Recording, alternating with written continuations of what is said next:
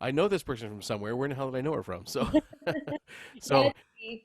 yeah, I'm trying to bring Ginger Fest to America. right. Awesome. So we did the first one, which is online because the pandemic. But I actually am in contact with a venue right now in Austin that I'm shopping out for the second one, which will be in person. Awesome. And is that coming up this summer or this fall? No, no, no. It's going to be, what is it, November, the first weekend of Yeah, November. yeah. Awesome. So it's going to be in person this time, so you're not going to have to record it and work I with all think we'll that kind of still stuff. record it, but I think that we'll be streaming live Right. instead Okay. of like, yeah. Yeah. And I'm gonna do, it's gonna be probably 250, 300 people max for this first in Cool. person because I want it to be really good. I don't want to overdo it and then not be able to handle it. Right. And from our communication in through Instagram, this is not new to you. Like you've been doing events for a long time now too, right? Tell me Yeah. about that a little bit because I'd love to know a little bit more about where that background comes in. Oh, sure. Well, first of all, I think it started because I'm the oldest of 8 kids. Oh, So, jeez. just naturally right out the gate, I am like an organizer, you know. Right. I enjoy organizing and planning and making sure things work correctly because that was my job as a child. Yep. And then I went to school for theater. I was a theater teacher, so I taught kids from 8 to 18. So that also kind of goes into organizing and planning, especially Right. for theater because you're working towards a goal. Yep. And then after that, I ended up running and managing a blues venue in West Texas called Sealy Flats. Yep. I did all of the music and event booking and the execution of all that. So, I mean, everything that I do, I tend to be a coordinator, a connector, and right now I am actually one of the three chairmen for the Women's Coalition branch of Austin, Texas musician here in Cool. Austin, named the Sisterhood. And we are working together to create positive change for women in equality and equity here in Awesome. Austin. And so, as a musician, um, do you write songs, and do you put message in those songs with regards to how you feel on a I guess a regular basis? Yes, I do. I don't have a song about being a redhead just yet. Okay. Who was it that wrote that amazing anthem for Ginger Fest? What was her name? I'll have to get it to you.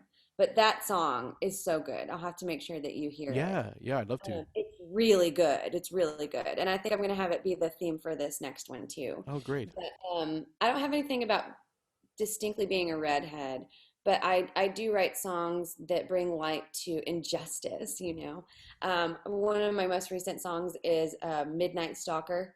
Yep. It's just exactly that. It is a song about being stalked. The album that I'm working on right now is entitled Murderino. Wow. Yeah. It is a true crime feminist women's right album. So I'm very much involved in wanting to find a way for every demographic to peacefully feel equal and valuable. Right. Right. And that said, you're not just a musician as well. I mean, you're a musician. Sounds like you're a bit of an activist too, which is kind of cool. Like you're very strong. I get the sense on that, which is I'm great. very much an activist. Yeah, and modeling as well. Yeah, Is I that do a new, lot or is that has that just kind of how long have you been doing that? since I was 17. Come on. So I've been doing modeling for a long time. I took a brief break, brief being like 9 years. Yep. I had my daughter and got into a relationship, and the person that I was in the relationship with did not agree with me modeling. Right. And so, against my better judgment, I just went with that. And during the pandemic, I mean, I've always still done it, but it was more freelance.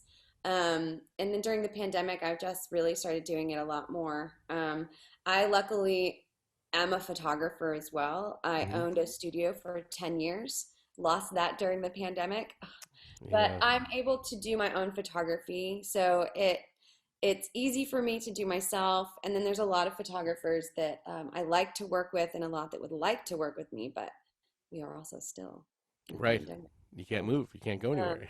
yeah, I just do everything artistic. My heart is creating. I love to create. I'm an artist. I sang opera. Oh I'm a wow. visual artist. I paint.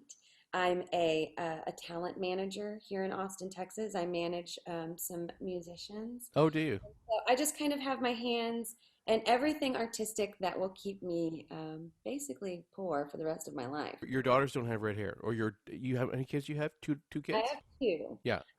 My oldest has blonde hair. Yep. Uh, you could say, I mean, you can tell that there's red hair in there. Yeah. Every once in a while, we look like we have red hair. Right. And then Bella Jane has an afro that definitely has red in it, but she can't wear, if she's wearing product, you can't see it.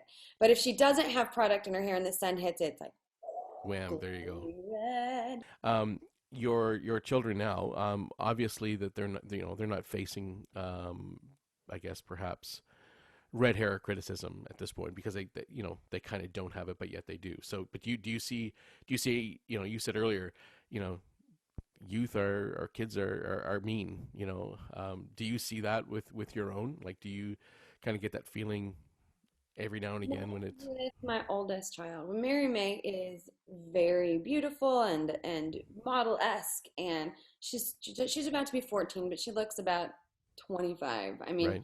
she's just lovely, and I think she's just gonna have the easiest time of it. And Cool. then we've got Bella Jane, who is very big for her age. She has grown quickly. Yep. She just turned 11, and she looks about 16. Right. She is half African American and half Caucasian. Mm-hmm. She is gay. Mm-hmm. She identifies herself as gender fluid. Yeah. I mean, she's just piling it on, you Yeah. know? Yeah. Good for And, her. and I'm trying hard to be supportive of it, but also as a parent, just being a redhead is hard enough. So now I'm like, okay, now I've got a, Right. a black woman that's gay, that has red hair, that has a gap in her teeth, and I'm like, okay, we're gonna do this. Like, Right I on. mean, because earlier you said, you hear a little activism, and yeah, you do, and it's because I'm leading that women's group here in Austin because it is in self-defense Right. that we have to be Yeah. activists. We Yeah. must be activists Yeah. because I love my children. I must be an activist Good for you. because I do see it. Bella Jane has been bullied at school. Yep.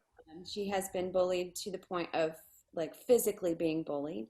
I definitely called the police on a 10-year-old child.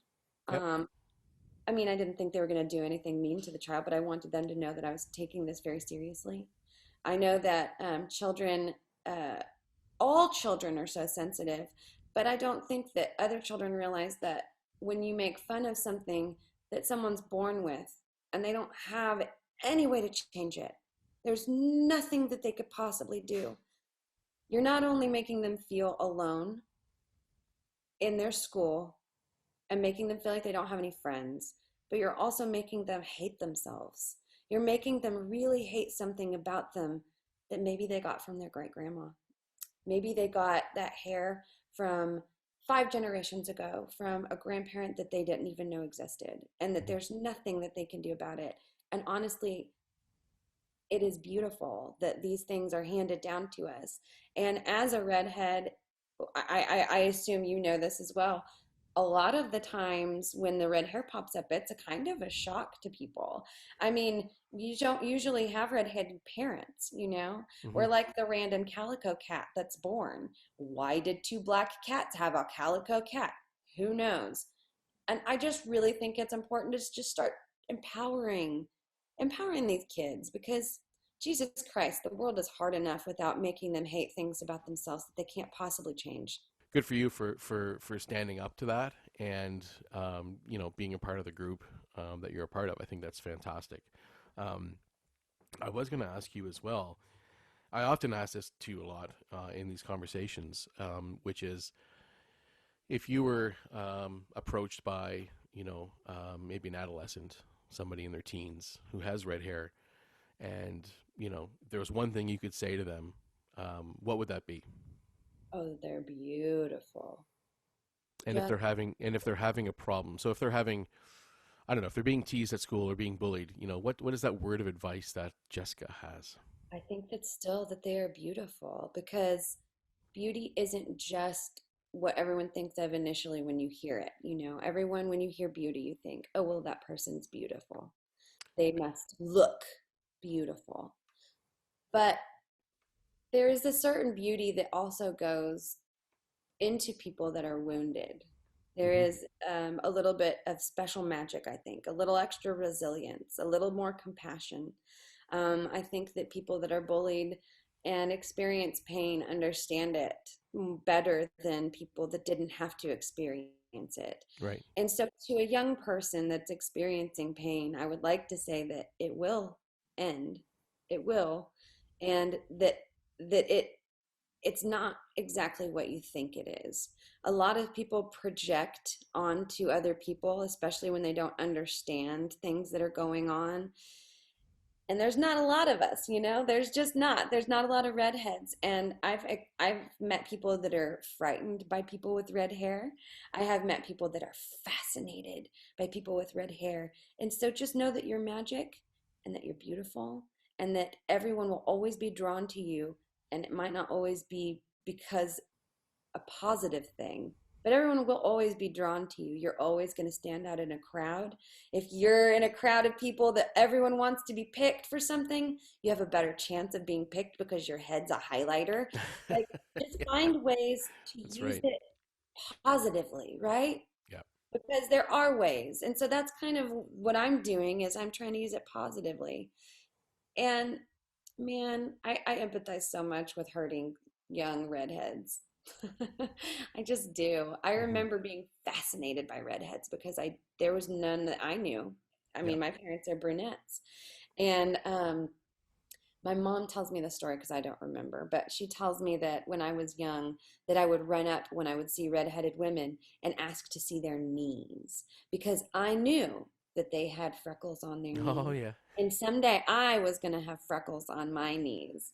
And so there's just kind of like that unspoken relationship between redheads, just like we were talking about earlier in different cultures, like the black culture. They see each other out. They always are like, "Hey brother, hey sister, we all understand each other. We've been through the same things." The same way. I have never met a redhead that was rude to me. I just don't. I just don't. You meet them and you're like, "What's up?" I mean, you just feel comfortable with each other because Yeah. we've experienced the same shit. I hope everyone else who's going to listen to this and watch this can get the value that I certainly got out of it. So I thank you for that. Appreciate that. Thanks for having me here, Darren. You're welcome. Looking forward to speaking with you again. Yeah. Okay.